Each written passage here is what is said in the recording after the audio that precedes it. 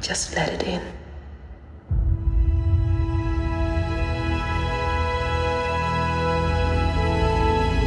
That one didn't age quite so well. Long ago, when a franchise was still dignified.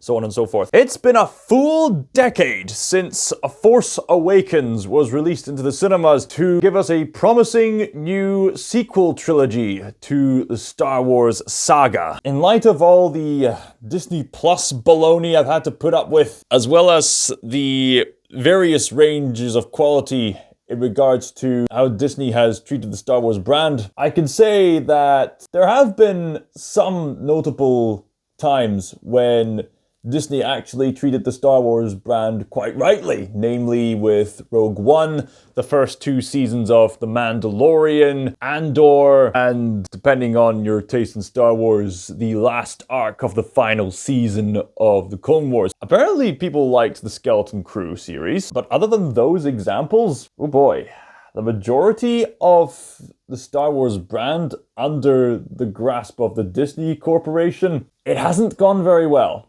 And in light of where The Force Awakens was leading to, man, it kind of pains me to say this, but The Force Awakens hasn't really aged that well. That's not to say The Force Awakens was completely terrible, but I'll get to that. What you'll notice is that the majority of review-oriented channels are looking back at The Force Awakens now and they're thinking, man, I don't think that film really holds up that well, mainly due to where it led to in regards to The Rise of Skywalker, as well as the sheer understandable frustration that people have with lackluster shows like The Book of Boba Fett, Ahsoka, and don't get me started on the Acolytes! Pick it up. Having seen the entire Acolyte series, it was terrible!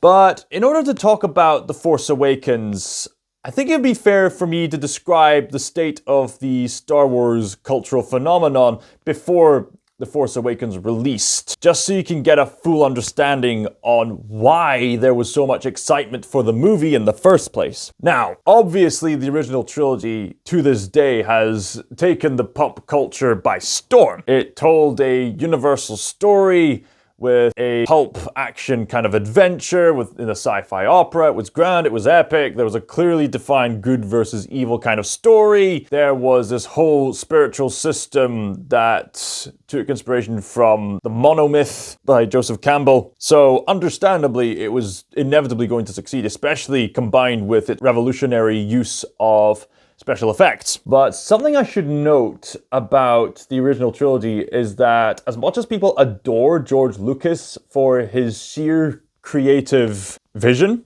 George Lucas is not a very talented writer on his own. When he was writing A New Hope, he needed some writing backup, especially from his wife at the time, who actually came up with the idea of the Empire and the Death Star nearly blowing up the rebel base to give more tension to the finale.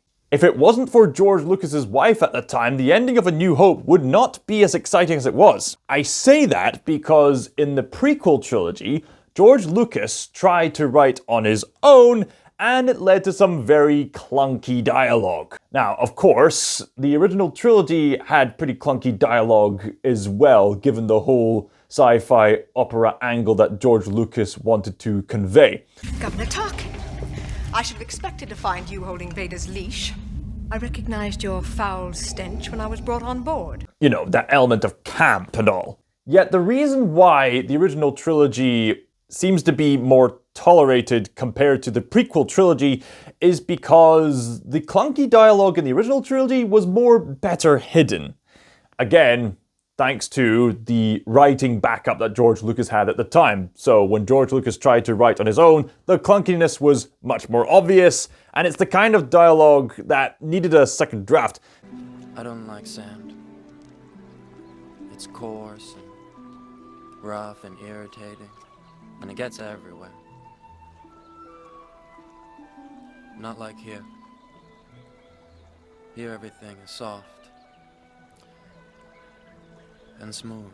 Hey! You two should kiss! Now, of course, I am friends with people who will die on the hill of defending the prequel trilogy. My friend Squid Bear and Evan Prince will absolutely defend the prequel trilogies. Evan Prince declares that Anakin Skywalker was made to be whiny on purpose. That was the whole point. And I can understand the argumentation that can be made on how the clunkiness of the dialogue actually conveys the precise kind of vision that George Lucas wanted to convey. I can get that. But I'm speaking on purely narrative strength as a reviewer. I can understand that, especially in light of how Disney has treated the Star Wars series.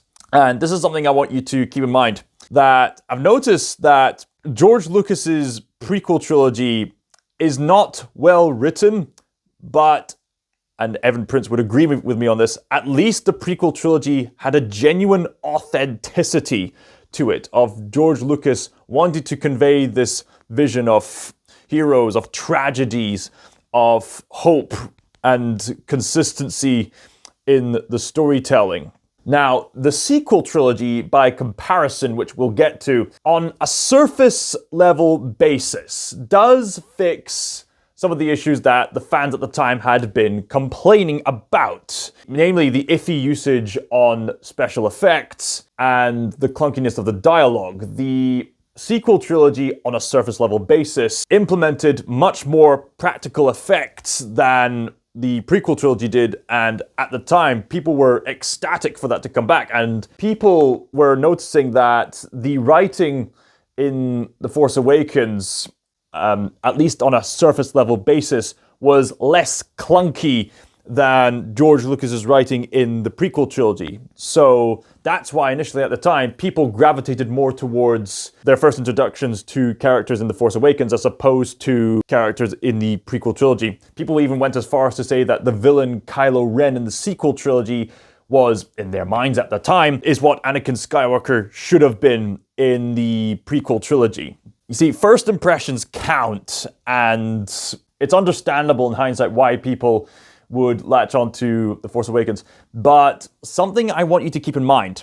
George Lucas's prequel trilogy had clunky writing and yet a genuine authenticity, whereas the sequel trilogy had less clunky writing and a cleaner sense of presentation and better production value, arguably. But the reason why people hate the sequel trilogy is because it lacks the authenticity of George Lucas. It gets carried away with the self-indulgences of Kathleen Kennedy and especially Rian Johnson. And because of that, there's a lack of an authentic sense of vision. The people involved with making the sequel trilogy were more interested in self-inserts and subversions of expectations and certain inconsistencies of narratives, whether they thought that way or not, to such an extent that it conflicts with the consistency of the authenticity that George Lucas had when he made his original and prequel trilogies. So that's why these days people gravitate towards George Lucas's prequel trilogy as opposed to the sequel trilogy. So I wanted to keep that in mind, just going into this look back on The Force Awakens to see if the movie actually holds out on its own. Now, my friend Evan Prince will say, I find The Force Awakens to be rather boring, and I can understand why. The Force Awakens is pretty much a carbon copy repeat of A New Hope from the original trilogy. But how does the movie stand out on its own? I've noticed that with movies of this kind of caliber, movies that are set in a trilogy need to do two things. They need to stand out on their own, as well as contribute to the overall narrative of the trilogy. So, for example, each individual movie of The Lord of the Rings holds out by itself as epics, but all of them together tell one epic story. Or the Back to the Future trilogy tells one cohesive narrative, although in my opinion, Back to the Future Part 1 is the strongest movie of the bunch. So in light of that, The Force Awakens as a trilogy movie, it does not hold up well whatsoever. But as an individual movie, it's pretty enjoyable, I would say. Because of this, I'm looking back at The Force Awakens now, and due to the hype of seeing the sheer quality of production value put into Star Wars and the fact they were bringing it back and they were having some new and interesting characters at the time, people said it was great at the time.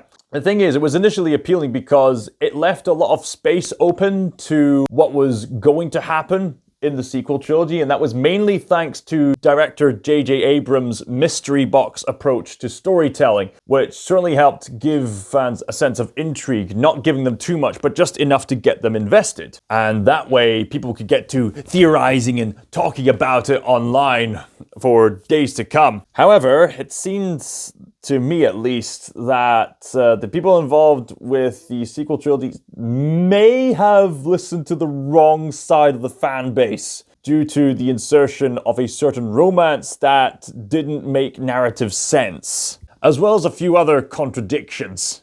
Of course, the mystery box approach can definitely work in intriguing people into wanting more, but the mystery box approach is offering a promise by default of its design, and given where those promises led to, they were comparatively disappointing, especially when you compare it to what came before in regards to consistency. Let's examine one of the main characters, Rey, for example. Rey starts off in a pretty much beat for beat, repeat plot structure of Luke Skywalker, except this time she's on her own. She's surviving on the desert planet of Jakku. The character introductions in this movie are actually pretty great when you analyze it on a structural basis. Rey's character introduction is great in the fact that without having to say much, we see what she does for a living, her rough lifestyle, and her yearning for adventure. And as the film carries on, she keeps talking about how her parents are going to come back for her someday. I remember at the time, people kept calling her a Mary Sue back then, and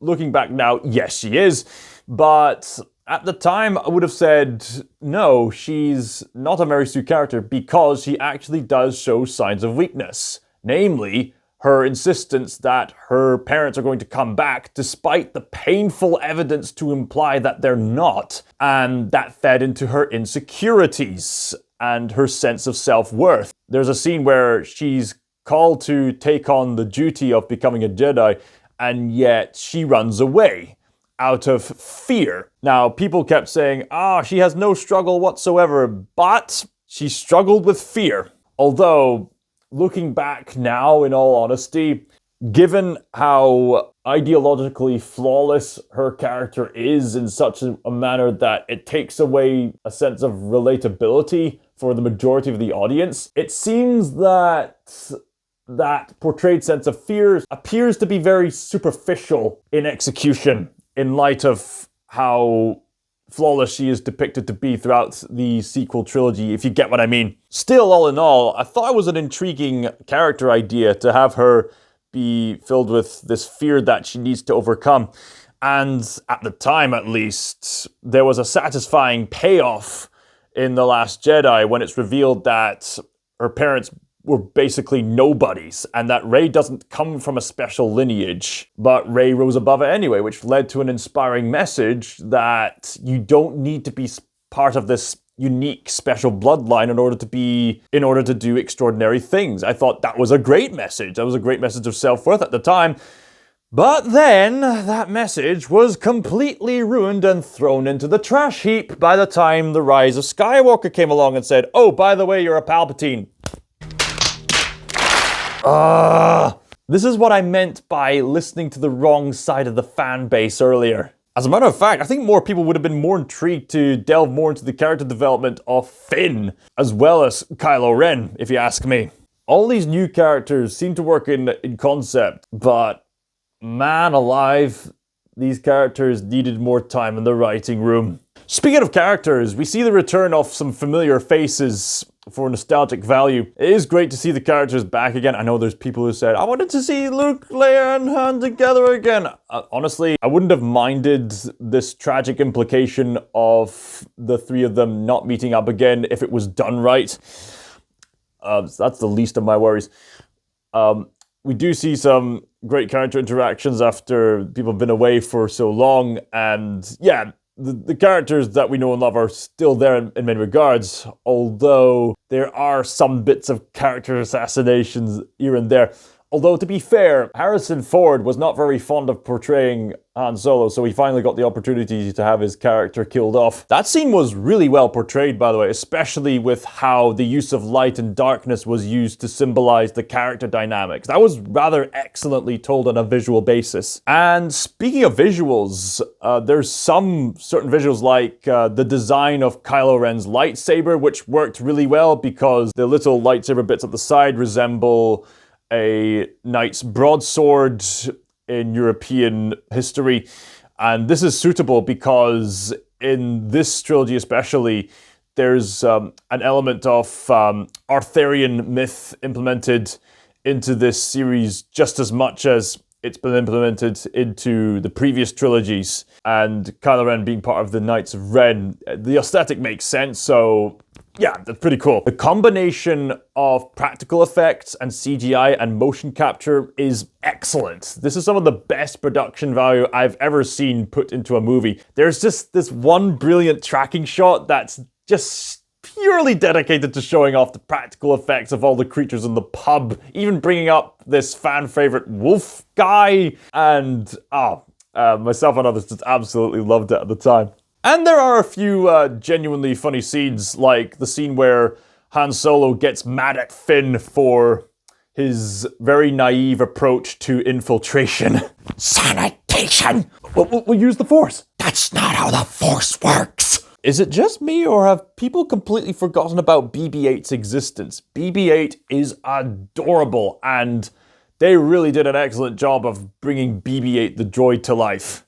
His design is brilliant, his sense of expression is brilliant, especially in that one scene where he's talking in between like Finn and Rey, and this, in order to give a thumbs up, he puts out a little lighter like, love it, love it. In hindsight, the movie is a bit of an inconsistent, sloppy mess, but on the other hand, it did enough of a good job at introducing some intriguing characters like Finn and BB-8, and Poe, and bringing back other characters to bring us a fun, grand adventure. And that's why The Force Awakens was perceived as great at the time. But man, if only we knew.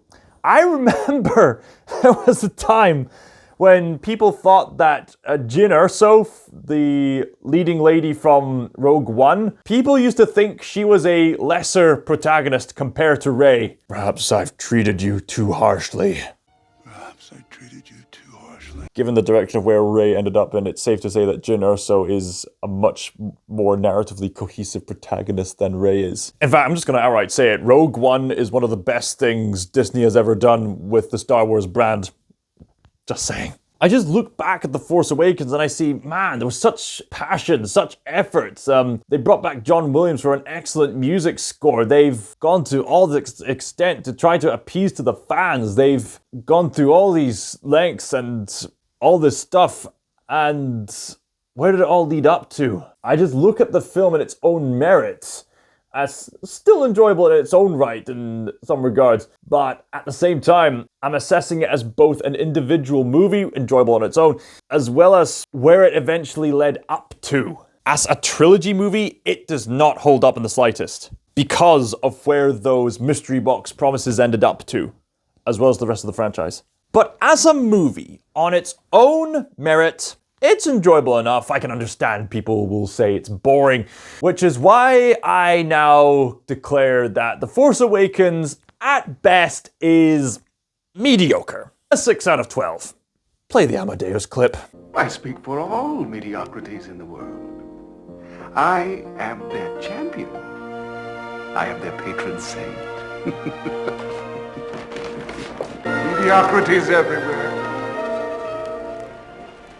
I absolve you. What do you all think of The Force Awakens? Was there anything that you liked about the movie, or anything that you now dislike about the movie, or somewhere in between or whatnot? Let me know in the comments down below, and I look forward to conversations with you there. In the meantime, Scott Stinker signing out.